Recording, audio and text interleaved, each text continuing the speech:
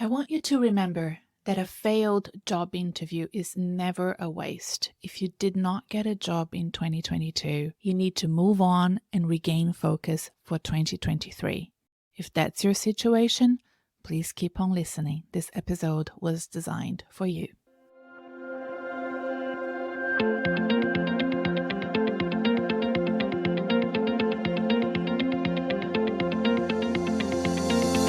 Hi, I'm Renata Bernardi, and this is the Job Hunting Podcast, where I interview experts and professionals and discuss issues that are important for job hunters and those who are working to advance their careers. So make sure that you subscribe and follow, and let's dive right in.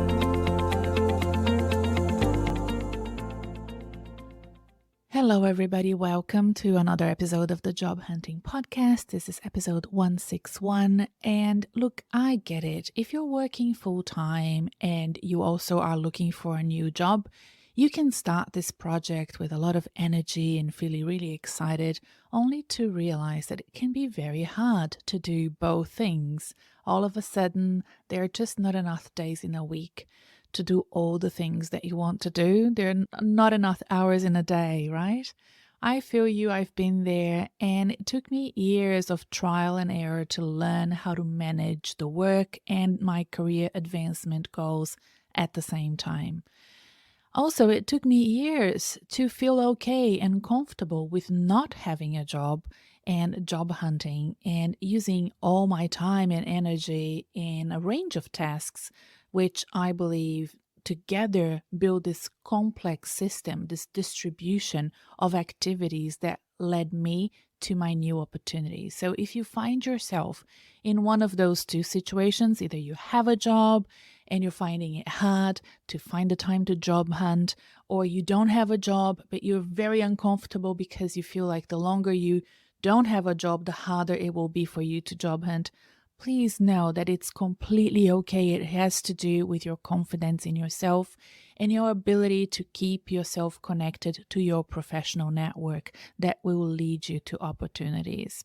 But before we go on and talk about all my tips and advice for you to deal with those situations and get yourself ready for 2023, let me talk to you about this wonderful news that happened a couple of weeks ago. You will be listening to this episode in the future. So Talent Predicts is an organization that I highly value. They have announced me as a global partner for their business, and I am so thrilled to be partnering with Talent Predicts. Talent Predicts is the power tool behind my service, Find My Talents. And so if you go to my website, renatabernardi.com, you will see there is a link on absolutely every page to that wonderful and very useful, which I think is probably the best sort of entry-level investment that you can do in your career. It's a wonderful report. It has 19 pages of amazing information that you can use to really understand what your talents are that you can build into strengths, what your career drivers are. Right now, they could have changed, career drivers, they change, especially after the pandemic, as we know, with the Great Resignation and people having different aspirations for their careers. Things have certainly changed in terms of career drivers. It would be nice for you to kind of investigate that for yourself with a assessment like Talent Predicts. And also your personal values. I mean, all values are wonderful. When you get the report, you will see there's a list of values in the back of it, and they're all amazing. But what are those that speak directly to you? There are millions, hundreds of millions of combinations of talents, career drivers, and personal values. And you are so unique. And when you get the Talent Predicts report, you will see what I mean. Not only you will understand what your top talents are, but you will also understand how you can intentionally and proactively work on them to make your career better and make you a better person as well in understanding your strengths and working on them to support your career. There's such a great foundation to build a career based on your strengths, your career drivers, and your values. So I'm super excited to be partnering with Talent Predicts. Very grateful to the team there. James Brook and Paula Betou have been interviewed on this podcast. I will put a link below to the episodes where I've interviewed both of them to talk about assessment. They are an important part of recruitment and selection. So if you're job hunting, eventually you will bump into some sort of assessment. And also if you are working with an organization, as a leader, you might want to invite somebody like me in to sort of do assessments for your team, or you might yourself have gone through an assessment situation with HR or your manager.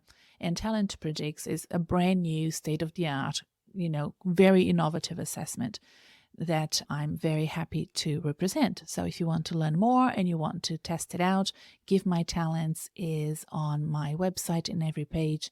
Click there, learn more. Within 20 minutes of, receiving the report, you will be sold on this. I'm absolutely sure. I personally love it. Okay, so let's go back to today's topic.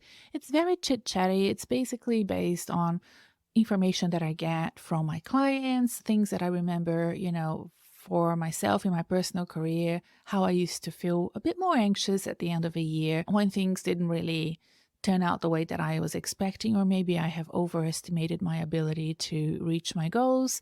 But, if you look back, I want you to see how much you have achieved and how much you can do ahead of you intentionally and in a way that is more productive than you've done in the past. This is all about learning. There's no right or wrong, and we can just improve every day, especially when it comes to job hunting. So here are my tips on how to manage your time and focus when you are job hunting in the future. So first of all, I want you to know where to invest your time and your energy to make sure that you progress more quickly towards your goals, be it a new job, be it a promotion, or something that you want to do for your career. Start by downloading my optimized job search schedule. It's free and it has 3 different types of timetables or weekly schedules that you can choose. One is for a full-time job search, one is for a part-time job search, and one is for a light job search. So something that you need to do on the side because you have a full-time job, for example. But even if you're not job hunting, even if all you want to do is to make sure you have a sustainable career, I would download the optimized job search schedule and use the light version, for example, because you want to make sure you are investing time and energy when it matters, and that you are not completely forgetting about putting effort in your career only to then find yourself in the future needing a job and not having done some of the activities that I recommend that every professional needs to do, right? So this idea of investing time and energy in the right things in a distribution of activities. So if you're job hunting, not spending all of your time sending job applications, and when you do send job applications, knowing how to do that intentionally and not just sending them out the door as if you were an assembly line, a factory of job applications. That won't work. You have to learn from each job application that you send and spend time and energy in a way that is not going to consume you, especially as we get close to the end of the year. If you're still job hunting, you want to find time for other things. So doing things more intentionally and following maybe, at least some of the advice that I offer with the optimized job search schedule might help you get a hang of, what time and energy you need to do to get your results. And I would start slow. If you're exhausted or tired, or if you haven't job searched in a long, long time, do the light version that I propose and start slow. Just keep something bubbling along so that when 2023 comes and, you're ready and the market is more sort of warm and ready for opportunities, you haven't just forgotten about everything over the summer, or if you're in the Northern Hemisphere, over the winter. The second thing I wanted to say is relax, sleep, and rest. I understand that you're worrying about your prospects and thinking about your job search, and if it hasn't been successful so far or as successful as you'd hope, that you would be, worrying about it and maybe trying to put even more effort into your job search and sending even more applications now because it's towards the end of the year and you're getting anxious. But, that's not going to help you, because Anxiety and sleeplessness and stress, it does gets in the way of you performing at your best. You may not send the best applications. You might start making mistakes. I've been there. I've done it. And if I could go back in time and tell my younger self or, Renata from 10 years ago, don't worry so much. It's better for you to be rested, to be relaxed. This is when the creativity in your brain allows you to make great cover letters, great, conversations on phone screen interviews and so on. So make sure that you are not overstretching yourself. The third thing is not to think of failure in a job hunt as a waste of time. If you're gone through recruitment and selection and you have applied and let's say you got an interview and then from that point onwards it didn't go ahead, that's not a failure. Why isn't it a failure? Well, because you have made connections, you have tested the waters, and you know that your resume has converted to an interview. So, anything worth having will come with risks, right? So, you will be out there putting yourself out there in a job search. It's a competitive environment. There will be other professionals just as good as you applying for roles as well. And when you get into an interview stage, you have already won big time. You know that your resume is converting. So you need to keep going and understand what you've done well with that job search and what didn't work. If stagnating at the application, you know that that's where you need to work on in the future. If your application is not converting for interviews, that's your bottleneck. So reflect and be very unemotional about it and think, okay, that's my bottleneck. What do I need to do to make better applications in the future? Because you know that that's a great job for you. That's why you applied. Why couldn't they see it? So you need to learn how to do that better in the future. So that's all learning. So failure is never a waste of time in that sense. There's no guarantee when you go into a job search that you are going to get the job. That's why understanding each job search and each job application as an opportunity to learn and get better at the next one that you will do is really important. The fact that you've done a job application in itself is already a great success in my books, because so many people self-select themselves out of the race. So for example, you might see a job advertised and then you get really excited about it. And then a day goes by and the voices in your head start telling you, all the things that could go wrong, and, the fact that, it might be more work for you and you're not ready because you don't have experience in this or that. And then next thing you know, too many days have gone by and you didn't apply and the opportunity is over. Sometimes you even actively decide that you're not going to apply. You say, well, in fact, I'm too young for this role, or I'm too busy raising my kids. I can't take up more responsibility. So you're actually self-selecting yourself out of the opportunities. That's so common. Just think about it. There could be points in your past when you have done that. I know that I see that all the time in my job as a career coach. And the other reason why it's never a failure when you're applying for a job and you don't get it, it's because you're learning something new. You're gathering data, information, and intelligence about a new company, a new sector.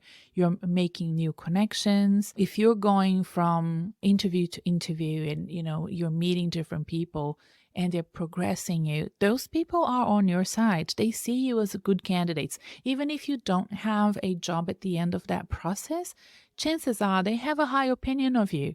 And it's up to you to nurture those new connections and people that you meet along the way. So I see that happening all the time.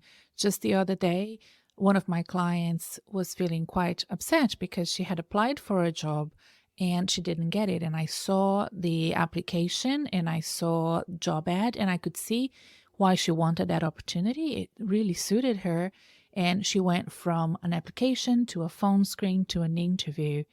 Now, that is already 2 wins, right? The job application to a phone screen, that's 1 win. The phone screen to an interview, that's a second win. So what I explained to her, instead of being upset that you didn't get this job, think how wonderful it is that now you know that you can get this far with another organization with a similar role. And there are plenty in her area of expertise. There are plenty of opportunities that she could be applying for in the future. She knows that her resume is converting and she knows that her phone screen is converting. What does she need to work on now?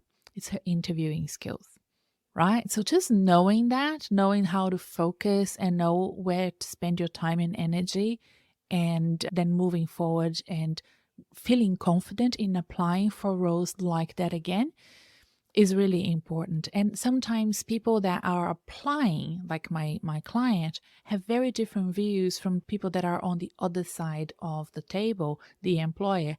So my client was seeing it as a failure, but for the employer or the recruiter, that's a great candidate right there. The fact that she didn't get the job is probably because there were other 2 or 3 people that, were equally qualified, and they probably performed better at the interview and somebody got offered the opportunity. So now it's time for my client to work on her interviewing skills. And that's what we're going to focus on in the future. The other thing you need to be careful with is the voices inside your head. I mentioned them before in self-selecting yourself out of opportunities, but it's really easy to listen to negative voices, especially when you're job hunting or you're very interested in a promotion. I'm thinking of an example of a client that was told by her new boss that he was thinking of her for an opportunity. And instead of being really excited about it and telling him immediately that that was excellent, that she was ready for it, she took a step back because she has been burned in the past. Who hasn't? I mean, so many people that I talk to, if you're in the corporate sector, nonprofit, public sector, of course, you've been offered things and then those things didn't happen. So you start to lack confidence, not in yourself, but in the process. And I corrected her when she spoke to me the next day. I said, look, no, every time somebody else engages with you for a new opportunity, it resets. Everything that has happened in the past goes away. You start from zero and you need to showcase your interest and your motivation, because I know that this client is very ambitious and she wants a promotion. She's been wanting it for a long time. In fact, she was looking outside of her organization.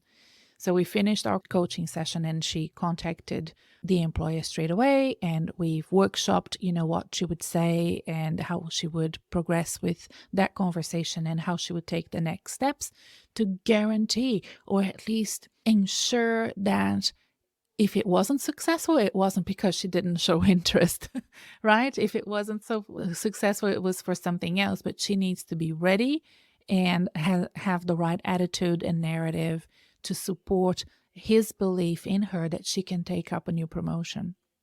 So I love working with these sort of situations with my clients, because how you react, what you say, how, you position yourself will showcase that professional presence that the employer or the recruiter wants to see in you. And yeah, so that's a really exciting project to do together with a client. So look, I hope that this short episode has helped you be okay with the situation that you find yourself right now. Be ready to take risks next year or even at the end of this year. I don't want you to feel like you need to slow down only because it's almost Christmas. Just to give you an idea, at the beginning of this year, 2022, I don't know when you're listening to this episode, it could be years from now, but at the beginning of this year, I think I had a client who had a job he was applying for, and the deadline for the application was the 6th of January.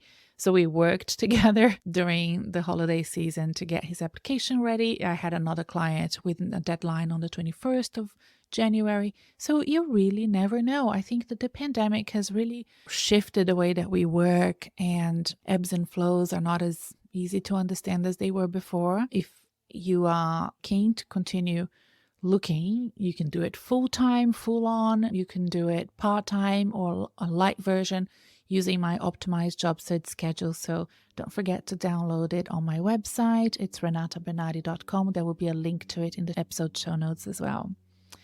And look, if you are looking for a new job, here's how I can support you. Really funny. The other day, somebody contacted me and asked, do you know any career coach that could help me? And I realized that maybe I feel like I talk about it all the time, that I am a career coach, and I'm like, I can help you.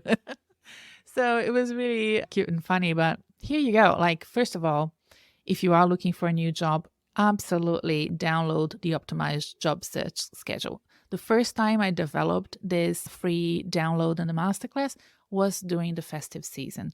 So yeah, just so you know, this is the right time to download it. The second thing that I truly believe you can do as, a New Year's resolution is to subscribe to my newsletter for job hunters and ambitious professionals. I send a weekly email. It goes straight into your inbox. It has the new episode of this podcast, and it has articles that I think are important reading, news from me, and so on. So, try it out. If you don't like it, you can unsubscribe it. But I have a very low unsubscribe rate. I'm like, even when I think, oh my God, I'm sending too many emails, there are a couple of times a year that I send a few more emails because I'm promoting, let's say, group coaching. And I think everybody's going to unsubscribe. Nobody does. And my open rate is like crazy. It's like 45% open rate, which is crazy for somebody who's worked in marketing all her life. I've never had that in the past with my previous business and corporate newsletters. So I'm very excited to know that people love reading my newsletter. And if you're ready to invest in your career, go to my website, learn more about my services. Like I said, Find My Talents is such a wonderful tool. It's a small investment. If you've never invested anything in your career, it's a good place to start. And then I have, consultations. I do a lot of consultations around this time of the year for people that are feeling really exhausted and want to just quit their jobs. And then somebody says, oh, talk to Renata first, which I find really lovely. And also when people have lost their jobs, sometimes these things happen at the end of the year. I help people negotiate salaries over the consultation period. Last week, I helped put together a job application for a promotion, in fact. So you can have that 60 minutes with me to work on a variety of things. I have LinkedIn audits that I do, which is a separate service. And of course, private coaching, which is ongoing. And then I can support you during the time that you are looking for work. So have a look, and I will see you next week with another episode. Bye for now.